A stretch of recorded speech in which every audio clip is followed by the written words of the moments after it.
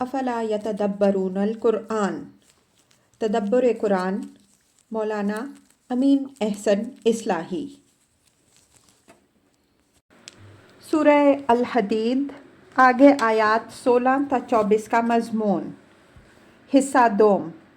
اعوذ باللہ من الشیطان الرجیم، بسم اللہ الرحمن الرحیم۔ والذین آمنوا باللہ ورسلہ اولئک ھم الصدیقون والشہداء عند ربہم لہم اجرہم ونورہم والذین کفروا وکذبوا بآیاتنا اولئک اصحاب الجحیم۔ قرینہ دلیل ہے کہ جس طرح آیت 7 میں لفظ ایمان اپنے کامل مفہوم میں استعمال ہوا ہے، اسی طرح اس آیت میں بھی اپنے حقیقی معنی میں استعمال ہوا ہے۔ یہ منافقین کو بتایا جا رہا ہے کہ اللہ تعالیٰ کے ہاں صدیقین اور شہداء کے لیے جو درجے ہیں وہ صرف مدعی ایمان کو نہیں حاصل ہو جائیں گے، بلکہ یہ صرف ان لوگوں کے لیے خاص ہیں جو اللہ اور اس کے رسولوں پر سچا اور پکا ایمان لائیں گے اور اپنے عمل سے اپنے دعوی ایمان کی صداقت ثابت کریں گے۔ یہاں چونکہ زیر بحث خاص طور پر انفاق ہے، اس وجہ سے یہ بات آپ نکلی کہ جو لوگ دین کی نصرت کے لیے فراخ دلی سے اپنے مال خرچ کریں گے، در حقیقت وہی لوگ اپنے دعوی ایمان میں سچے ہیں، اور وہی لوگ ہیں جن کو صدیقین اور شہداء کے زمرے میں شامل ہونے کی سعادت ہوگی۔ لفظ صدیق کی تحقیق اس کے محل میں ہو چکی ہے کہ اس کی اصل روح قول و عمل کی کامل مطابقت اور اس کی پختگی ہے۔ عربی میں اس نیزے کو صادق القعوب کہیں گے جس کی گرہیں تجربے سے بھی ویسی ہی محکم ثابت ہوں جیسے وہ دیکھنے میں نظر آتی ہیں۔ صادق اور صدیق اس شخص کو کہیں گے جو اپنے قول کا پکا ہو۔ اس پختگی کی اولین عملی شہادت یہ ہے کہ وہ اس مقصد حق کی خاطر اپنی محنت کی کمائی قربان کرنے والا ہو جس کا اس نے اقرار و اعلان کیا ہے۔ اسی قربانی سے وہ اس مقصد حق کی شہادت دینے والا بنتا ہے، اور ایسے ہی مرد حق سے یہ توقع ہوتی ہے کہ اس کو امتحان پیش آیا تو وہ اپنی جان دے کر بھی اس حق کی شہادت دے گا۔ اسلام میں اس وصف کے سب سے نمایاں مصداق حضرت ابوبکر صدیق رضی اللہ عنہ ہیں۔ انہوں نے اپنے اقرار ایمان کی صداقت نازک سے نازک زمانے میں اپنے انفاق سے جس طرح ثابت کی ہے وہ ہماری تاریخ کا سب سے زیادہ روشن باب ہے۔ شہداء یہاں اسی معنی میں استعمال ہوا ہے جس معنی میں كَذَلِكَ جَعَلْنَاكُمْ أُمَّةً وَسَطًا لِتَكُونُوا شُهَدَاءَ عَلَى النَّاسِ وَيَكُونَ الرَّسُولُ عَلَيْكُمْ شَهِيدًا۔ البقرہ آیت 143۔ اسی طرح ہم نے تم کو وسط راہ پر قائم رہنے والی امت بنایا کہ تم لوگوں پر اللہ کے دین کی گواہی دینے والے بنو اور رسول تم پر گواہی دینے والا بنے میں استعمال ہوا ہے۔ مطلب یہ ہے کہ اس امت کو شہداء علی الناس ہونے کا جو عظیم اعزاز حاصل ہے وہ مجرد ایمان کا دعویٰ کرنے سے کبھی کسی کو حاصل نہیں ہو جائے گا، بلکہ یہ صرف انہی کو حاصل ہوگا جن کا ہر بن منہ ان کے ایمان کی گواہی دے۔ یہاں یہ امر بھی واضح رہے کہ خدا کی راہ میں مارے جانے والوں کو شہید کہتے ہیں۔ اس کی وجہ یہ ہے کہ وہ شہادت علی الناس کے فرض منصبی کا حق اس راہ میں اپنی جان قربان کر دیتے ہیں۔ یہ شہادت چونکہ سب سے بڑی شہادت ہے، اس وجہ سے ان کو شہید کہتے ہیں۔ بعینیہ یہی بات ان منافقین کو خطاب کر کے سورہ نساء میں یوں فرمائی گئی ہے: وَمَن يُطِعِ اللَّهَ وَالرَّسُولَ أُولَئِكَ مَعَ الَّذِينَ أَنْعَمَ اللَّهُ عَلَيْهِمْ مِنَ النَّبِيِّينَ وَالصِّدِّيقِينَ وَالشُّهَدَاءِ وَالصَّالِحِينَ۔ النساء آیت 70۔ اور جو پوری وفاداری سے اللہ اور اس کے رسول کی اطاعت کریں گے وہی لوگ اللہ کے انعام یافتوں انبیاء، صدیقین، شہداء اور صالحین کے ساتھ ہوں گے۔ لہم اجرہم و نورہم، یعنی اوپر آیات 11 تا 12 میں جو اجر اور جو نور بیان ہوا ہے وہ انہی جانبازوں کے لیے ہے۔ ہر مدعی ان کا حقدار نہیں بن جائے گا۔ والذین کفروا وکذبوا بآیاتنا اولئک اصحاب الجحیم، یعنی وہ سارے لوگ جو کفر اور تکذیب کے مرتکب ہوئے وہ جہنم میں پڑیں گے۔ یہاں موقع کلام دلیل ہے کہ یہی حکم ان لوگوں کا بھی ہوگا جنہوں نے اگرچہ زبان سے تکذیب نہ کی ہو لیکن اپنے عمل سے تصدیق بھی نہ کی ہو، بلکہ ان کا عمل ان کے دعوے کے بالکل برعکس ہی رہا ہو۔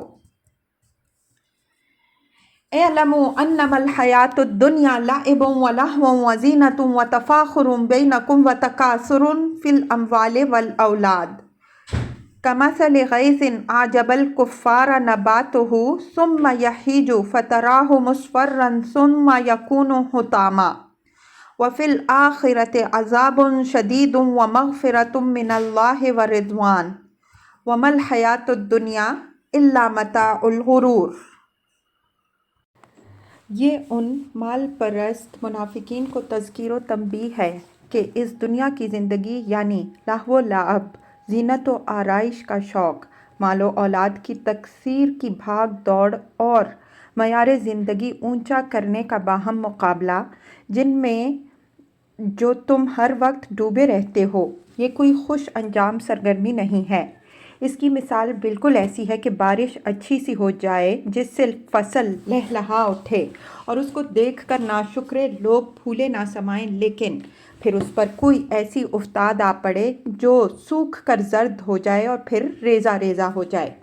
یہی حشر تمہاری ان تمام سرگرمیوں کا ہونا ہے جو تم اس دنیا کے حاصل کرنے اور اس میں ایک دوسرے پر بازی لے جانے کے لیے کر رہے ہو۔ ان میں سے کوئی چیز بھی باقی رہنے والی نہیں ہے۔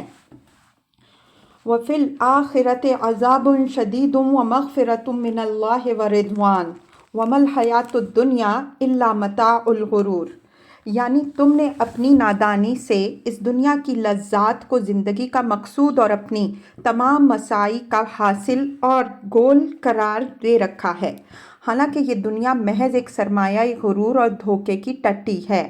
اصل گول تو آخرت ہے اور وہاں دو چیزوں میں سے ایک سے سابقہ پیش آنا ہے۔ ایک طرف عذاب شدید ہوگا، دوسری طرف اللہ تعالیٰ کی مغفرت اور اس کی خوشنودی۔ اگر کوئی شخص اس دنیا کے مطالعہ کو قربان کر کے اللہ تعالیٰ کی مغفرت اور خوشنودی کے حصول کا حوصلہ نہیں کر پائے گا تو وہ لازماً اس کے عذاب شدید سے دوچار ہوگا۔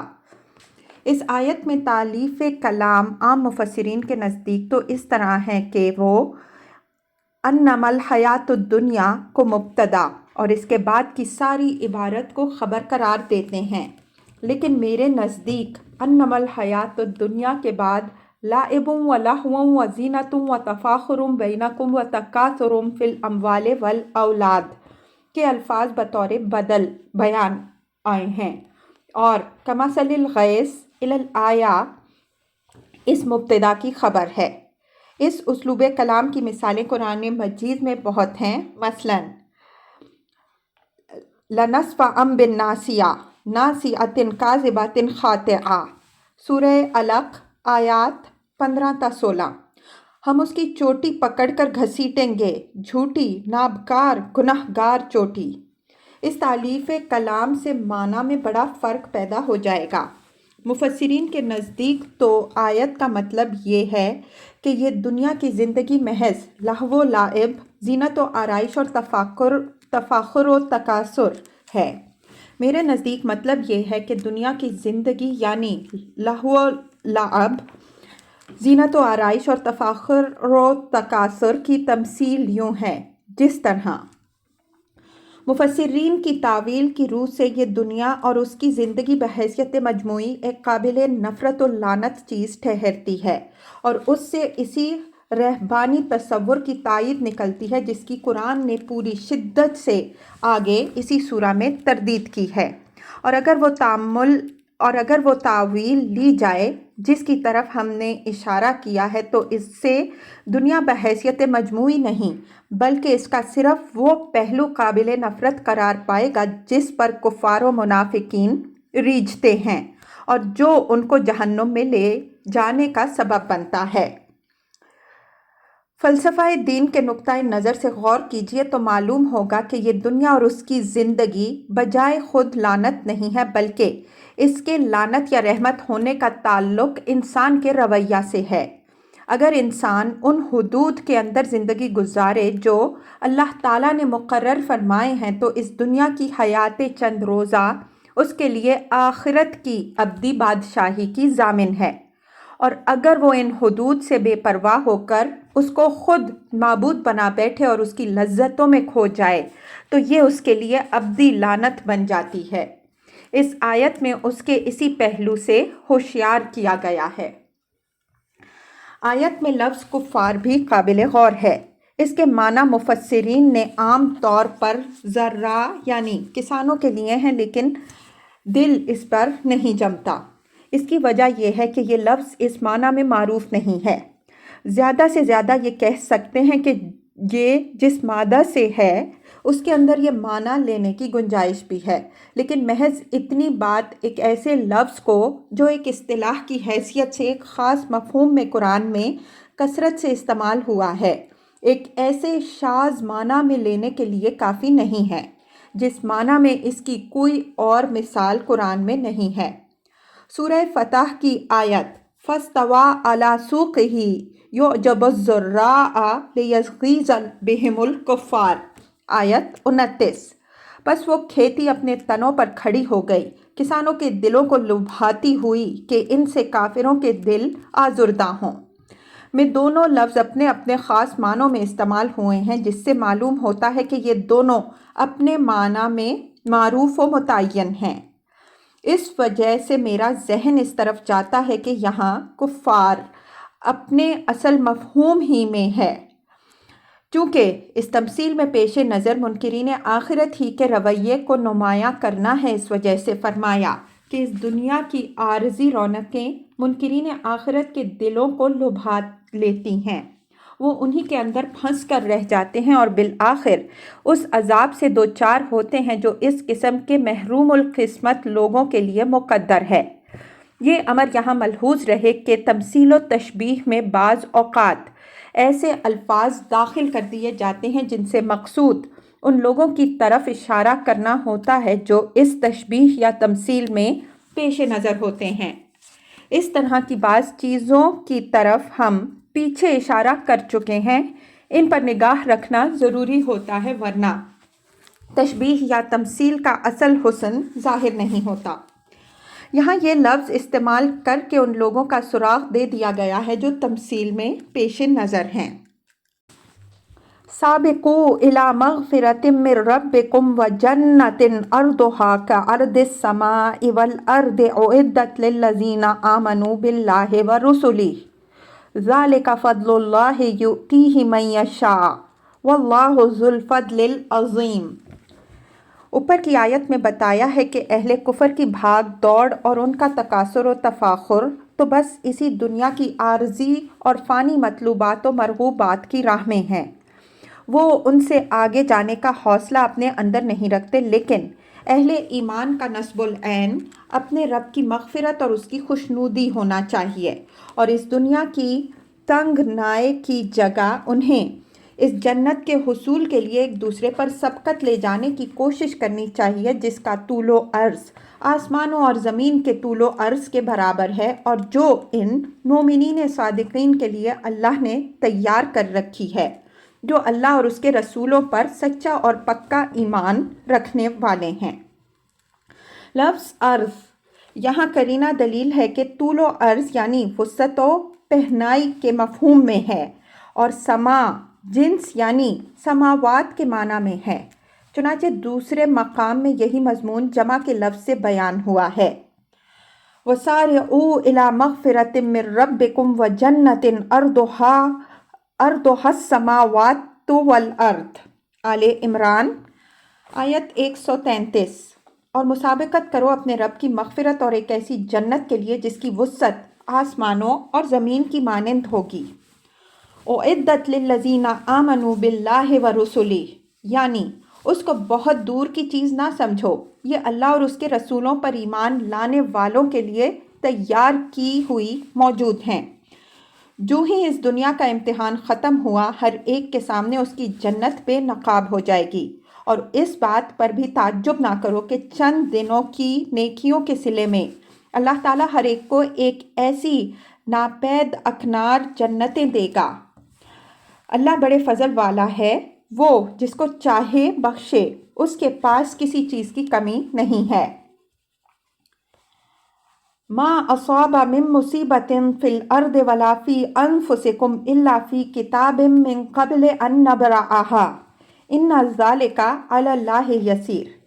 یعنی یہ حقیقت بھی ہمیشہ پیش نظر رکھو کہ جو مالی یا جانی مصیبت بھی تمہیں پیش آنی ہے وہ پیش آ کے رہے گی۔ تم اس سے بچنے کے کتنے ہی جتن کرو لیکن اس سے بھاگ نہیں سکتے۔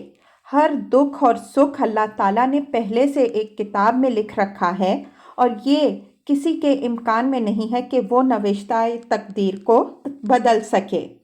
اللہ تعالیٰ کا علم حاضر و مستقبل سب پر محیط ہے، اس وجہ سے اس کے لیے یہ کام ذرا بھی مشکل نہیں ہے۔ تم اپنے محدود علم پر قیاس کر کے اس کو بعید از امکان خیال کرتے ہو، لیکن اللہ تعالیٰ ہر چیز کا خالق ہے۔ اس کے لیے یہ معمولی بات ہے کہ وہ جس کو وجود بخشے اس کے وجود سے پہلے ہی اس کی تقدیر بھی لکھ دے۔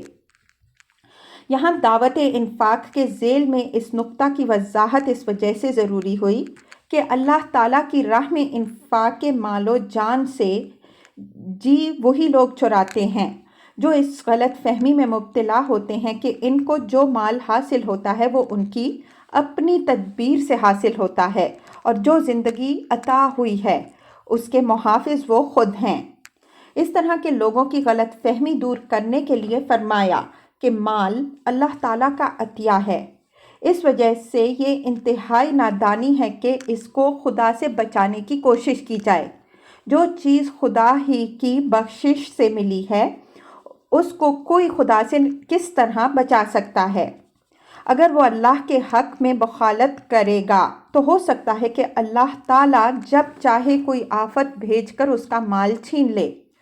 انسان کے لیے صحیح رویہ یہ ہے کہ وہ اپنا فرض ادا کرے اور اپنے رب سے یہ امید رکھے کہ جس طرح اس نے آج اپنی مدد سے نوازا ہے اسی طرح آئندہ بھی ہر مشکل میں وہ مدد فرمائے گا۔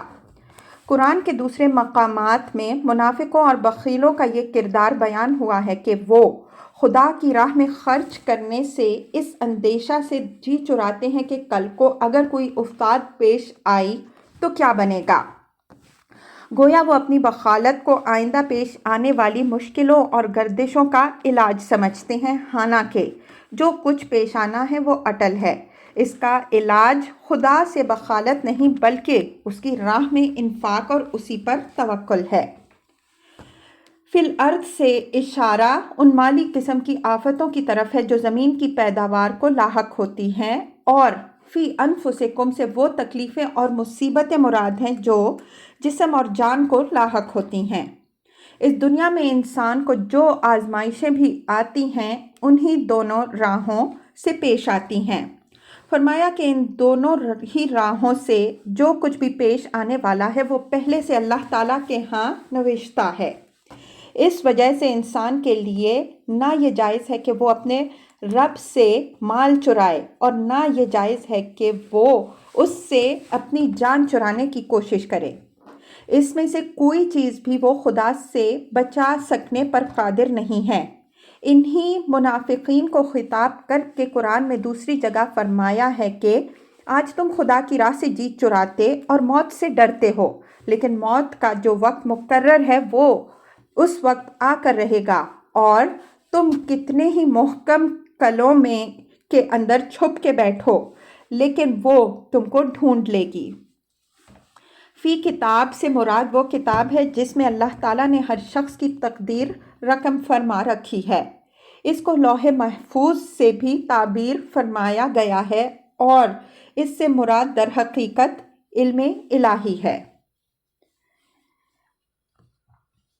ان ذالک علی اللہ یسیر، یعنی تمہارا علم بہت محدود ہے، اس وجہ سے تمہارے لیے یہ تصور کرنا بڑا مشکل ہے کہ ایک ایک فرد کی زندگی میں جو کچھ پیش آتا ہے وہ لکھا ہوا ہے، لیکن اللہ تعالیٰ کے لیے یہ کام ذرا بھی مشکل نہیں ہے۔ وہ اس پوری کائنات کا خالق اور اس کا علم محیط کل ہے۔ وہ ہر ایک کے متعلق جانتا ہے کہ وہ کن مراحل سے ہوتا ہوا کس منزل تک پہنچے گا۔ لِكَيْ لَا تَعْسَوْا عَلَى مَا فَاتَكُمْ وَلَا تَفْرَحُوا بِمَا أَتَاكُمْ وَاللَّهُ لَا يُحِبُّ كُلَّ مُخْتَالٍ فَخُورٍ الَّذِينَ يَبْخُلُونَ وَيَأْمُرُونَ النَّاسَ بِالْبُخْلِ وَمَن يَتَوَلَّ فَإِنَّ اللَّهَ هُوَ الْغَنِيُّ الْحَمِيدُ۔ یہاں لِكَيْ سے پہلے کچھ حذف ہے، اس کو کھول دیجئے تو پوری بات یوں ہوگی کہ اس موقع پر تمہیں اس حقیقت کی یاد دہانی اس لیے کرائی جا رہی ہے کہ نہ تم کسی چیز کے فوت ہونے پر غم کرو اور نہ کسی چیز پر جو تمہیں ملے اتراؤ اور فخر کرو، لیکن اس عقیدہ کی روشنی میں تمہارا کردار یہ ہونا چاہیے کہ تمہیں کوئی جانی یا مالی نقصان پہنچے تو اس پر صبر کرو کہ یہ نوشتہ تقدیر کے مطابق پہنچا ہے اور اسی میں اللہ تعالیٰ کی حکمت ہے، اور اگر کوئی نفع پہنچے تو اس پر اپنے رب کے شکر گزار بنو کہ اسی نے تمہیں اپنے فضل سے نوازا ہے۔ اس گھمنڈ میں مبتلا ہو کر اترانے نہ لگو کہ یہ تمہاری تدبیر و قابلیت کا ثمرہ اور تمہارے استحقاق کا کرشمہ ہے۔ وَاللَّهُ لَا يُحِبُّ كُلَّ مُخْتَالٍ فَخُورٍ، جو لوگ اللہ کی بخشی ہوئی نعمتیں پا کر اکڑنے والے بن جاتے ہیں، انہیں یہ بات یاد رکھنی چاہیے کہ اللہ کسی اکڑنے والے اور فخر کرنے والے کو پسند نہیں کرتا۔ پسند نہیں کرتا کہ الفاظ اگرچہ بظاہر نرم ہیں لیکن با اعتبار معنی بہت سخت ہیں۔ ہم دوسرے مقام میں واضح کر چکے ہیں کہ بسا اوقات اس طرح کے منفی اسلوب میں جو بات کہی جاتی ہے اس کو مثبت اسلوب میں کہیں تو وہ یوں ادا ہوگی کہ ان اللہ یبغض کل مختال فخور، لیکن متکلم صاف لفظوں میں بات کہنے کے بجائے اپنے تیور اور لب و لہجہ سے اپنی شدت نفرت کا اظہار کر دیتا ہے۔ الذین یبخلون ویأمرون الناس بالبخل، یہ ان کے اسی کردار کے دوسرے پہلو کی طرف اشارہ ہے کہ اس طرح کے لوگ چونکہ اس خبط میں مبتلا ہوتے ہیں کہ انہیں جو کچھ حاصل ہوتا ہے اپنی تدبیر سے حاصل ہوتا ہے، اس وجہ سے وہ اپنی نمائش و آرائش اور تکاثر و تفاخر کے سوا دین و ملت کی راہ میں خرچ کرنے کو خسارہ اور تاوان سمجھتے ہیں۔ اس طرح کے کاموں میں وہ خود بھی بخل کرتے ہیں اور دوسروں کو بھی بخل کا مشورہ دیتے ہیں تاکہ ان کی بخالت پر پردہ پڑا رہے۔ بخیلوں کے کردار کا یہ پہلو قرآن میں بعض جگہ واضح فرمایا گیا ہے کہ ان کی خواہش اور کوشش ہمیشہ یہ ہوتی ہے کہ جس طرح وہ بخیل ہیں اسی طرح دوسرے بھی بخیل بنے رہیں تاکہ ان کی بخالت پر پردہ پڑا رہے۔ لفظ امر یہاں مشورہ دینے کے معنی میں ہے۔ اس معنی میں یہ لفظ معروف ہے، مطلب یہ ہے کہ جب وہ دوسروں کو دینی و ملی کاموں میں خرچ کرتے دیکھتے ہیں تو ان کو خیر خواہانہ انداز میں مشورے دیتے ہیں کہ بہت خرچ مت بنو ورنہ کوئی سخت وقت آ پڑا تو پچھتاؤ گے اور اس وقت کوئی مدد کرنے والا نہیں بنے گا۔ وَمَن يَتَوَلَّ فَإِنَّ اللَّهَ هُوَ الْغَنِيُّ الْحَمِيدُ، یہ اس طرح کے بخیلوں سے نہایت تہدید آمیز الفاظ میں اظہار بے نیازی اور اعلان بیزاری ہے کہ اگر یہ لوگ اس تذکیر و تعلیم کے بعد بھی اعراض ہی کرنے پر تلے ہوئے ہیں تو وہ یاد رکھیں کہ خدا بھی ان سے بالکل بے نیاز ہے۔ اللہ تعالیٰ ان کو انفاق کی دعوت دے رہا ہے تو اس لیے نہیں کہ اس کے خزانے میں کوئی کمی ہے، بلکہ اس نے یہ اپنے بندوں کے لیے، جیسا کہ آیت 18 میں بیان ہوا، ایک ابدی نفع کمانے کی راہ کھولی ہے۔ غنی کے ساتھ صفت حمید اس حقیقت کے اظہار کے لیے ہے کہ اللہ تعالیٰ اپنی ذات میں بالکل بے نیاز اور بے پرواہ ہے، اسے کسی کی حاجت نہیں۔ وہ لوگوں سے مانگتا ہے تو اس لیے نہیں کہ وہ ان کا محتاج ہے بلکہ وہ حمید ہے، اس وجہ سے وہ چاہتا ہے کہ اس طرح وہ لوگوں کو اپنے افضال کا حقدار بنائے اور ان کے دیے ہوئے خزف ریزوں کو ایک لازوال خزانے کی شکل میں تبدیل کر کے ان کو واپس کرے۔